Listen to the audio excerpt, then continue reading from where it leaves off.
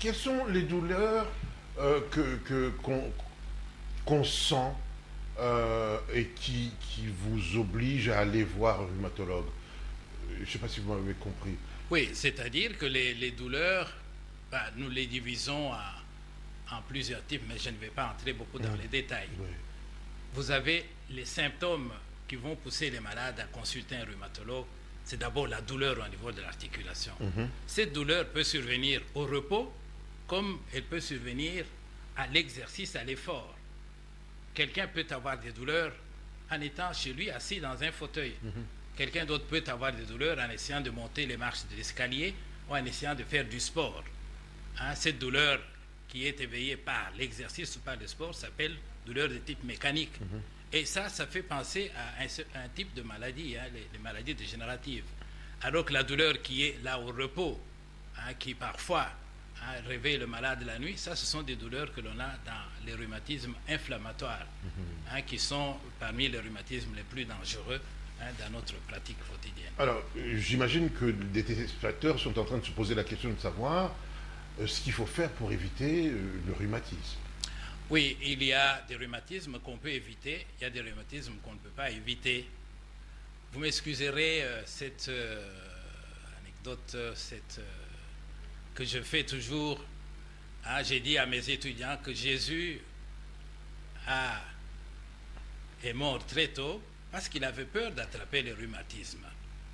On commence à attraper des rhumatismes à partir d'un certain âge.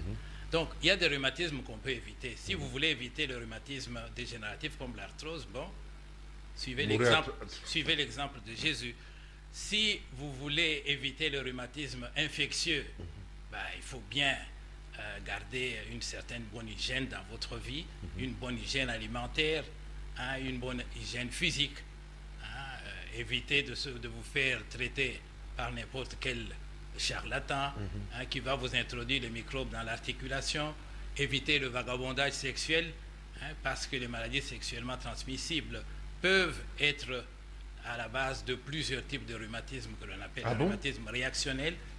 Donc, tout cela, ce sont des rhumatismes qu'on peut éviter. Pas quelle magie? Écoute, quand vous avez attrapé le gonocoque, par exemple, même si ça a été bien soigné, il reste dans votre corps ce que nous appelons les anticorps. Ces anticorps peuvent aller se fixer au niveau de l'articulation ou d'autres structures de l'organisme et provoquer, n'est-ce pas, des dégâts, une inflammation. C'est pour cela que quand les jeunes viennent nous voir parce qu'ils ont mal au dos, parce qu'ils ont mal dans une articulation, nous pensons avant tout à des conséquences ou à des séquelles de rhumatisme infectieux dues à certaines maladies sexuellement transmissibles.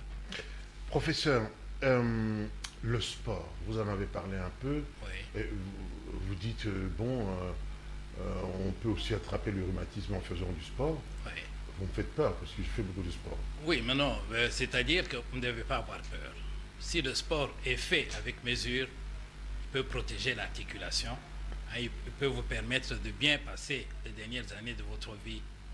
Mais le sport excessif, on voit que les sportifs professionnels qui font beaucoup de sport, par exemple le football, peuvent attraper l'arthrose de genoux. Les danseurs professionnels peuvent attraper le rhumatisme au niveau de la colonne lombaire ou au niveau des hanches. Donc, certains sports excessifs peuvent conduire à des dégâts importants au niveau de l'articulation au lieu de la protéger. Et le massage, il remplit un rôle, il joue un rôle très important. Très important, très important. Les massages faits par un bon kinésithérapeute ou une bonne kinésithérapeute, ça protège l'articulation.